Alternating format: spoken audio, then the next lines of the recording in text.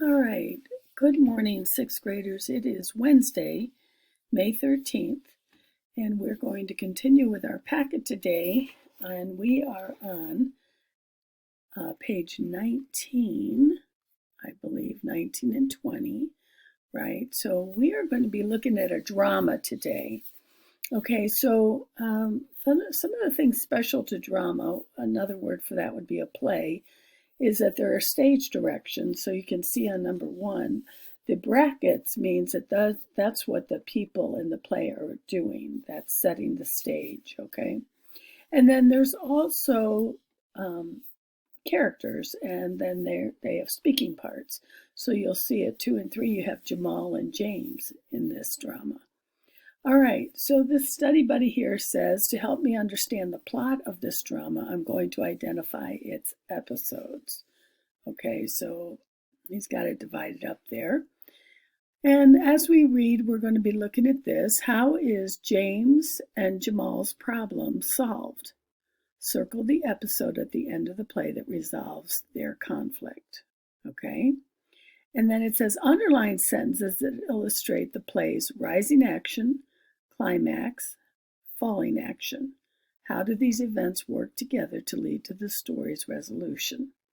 All right, so I'm going to read this and then we'll look at the questions. All right, so this is called Lost in Time by Marcus Factor.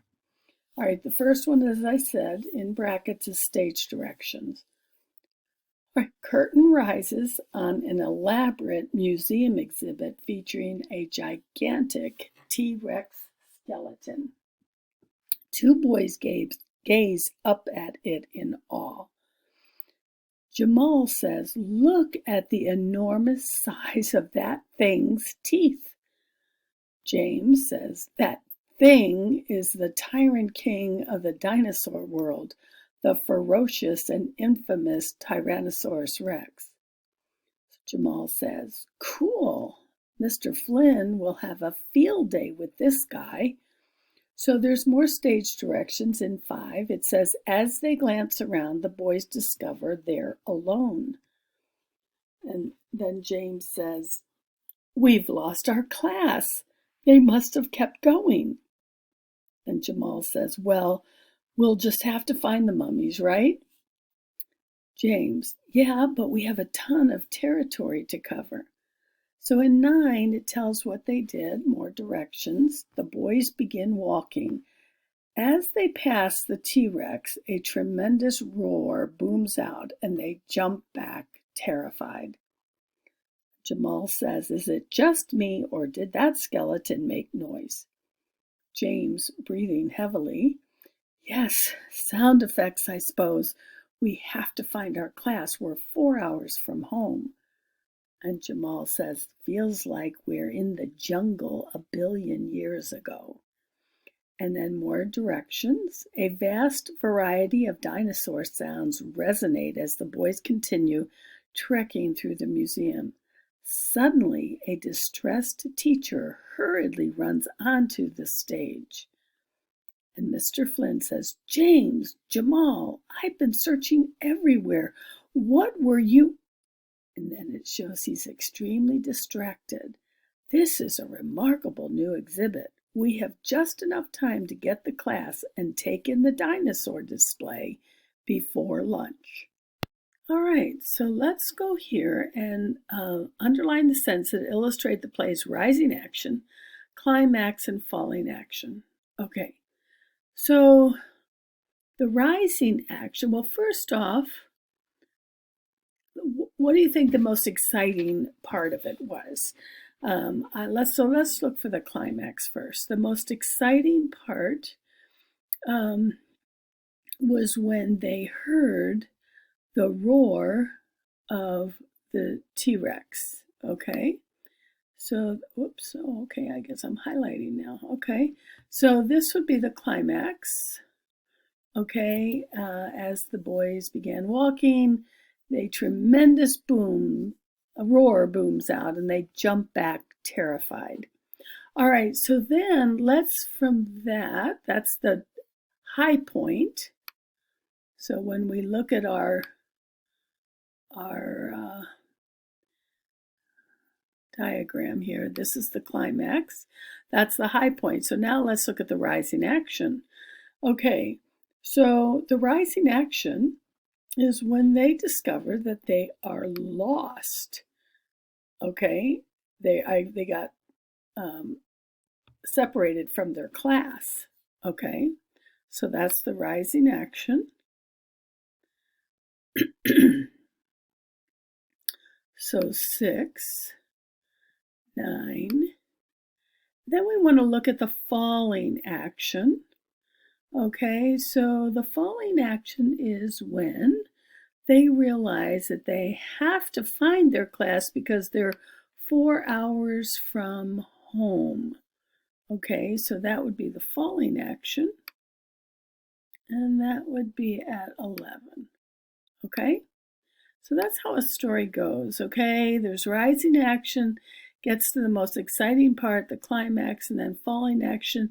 And then down here we have the resolution. Okay, so stories have a conflict. So let's think about what the conflict was or the problem was for the boys. So what do you think the problem was or the conflict? Think about that for a minute. All right, I hope you said it was the fact that they were lost. Okay, so that's the conflict. And so we have to now circle at the end of the play what happens to resolve their conflict. All right, so let's move down so that we can see that. I had to erase all that, but you've got it still. All right, so I would say that the resolution is here where Mr. Flynn finds them. And now they will be reunited with their class. Okay? All right, so now let's look at the questions on 20. All right, so it says use the hints on this page to help you answer the questions. All right, which choice illustrates the main problem that drives the rest of the story events? Okay, the main problem is another name for conflict. Okay? Oh, that's not going to stay. I see. Main problem is another word for conflict.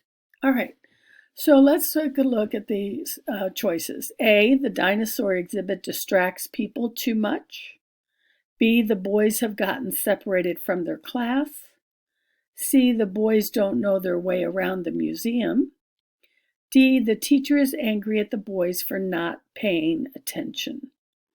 All right, what do you think, A, B, C, or D, is the conflict or main problem in this story? Go ahead and mark that.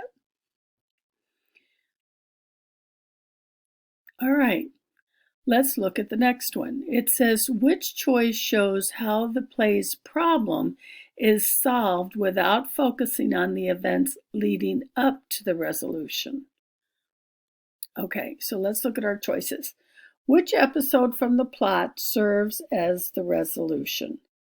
A, James and Jamal get distracted by the T-Rex and end up lost.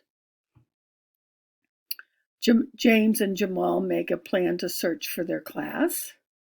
James and Jamal hear noises coming from the dinosaur display. And James and Jamal are found by Mr. Flynn and go get their class.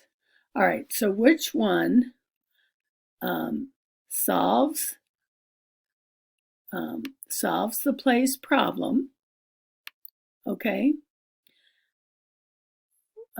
Or another word for that is resolution.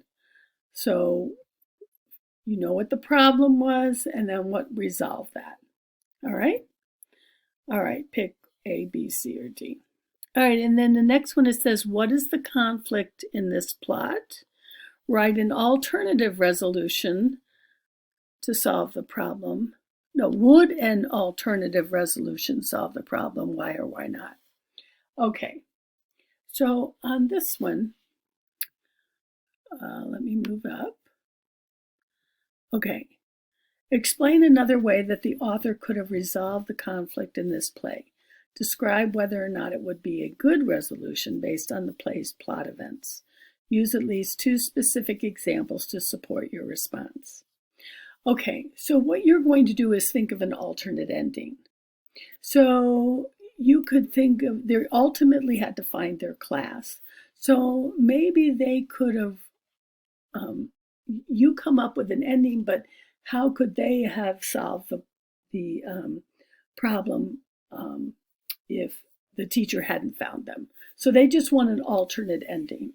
Okay, so just make sure that you use good punctuation and good sentence structure and explain an alternate ending or alternate resolution of the problem. Okay? All right, guys, that is reading for today. Let's move on to writing. Let me pause this for a minute. All right, guys. So this is the writing assignment for today. And it's a journal entry. It says, we all have talents. Think about what your talents are. What is your greatest talent? How did you discover it? Write to share your talent with everyone. All right. So, guys, don't just write one sentence, my talent is playing the piano. I mean, be specific and go into detail about how you got that talent or how you feel that you discovered that you were good at something, and share with others and the impact that talent has had on your life. All right, guys, that's it for reading today. I will see you tomorrow.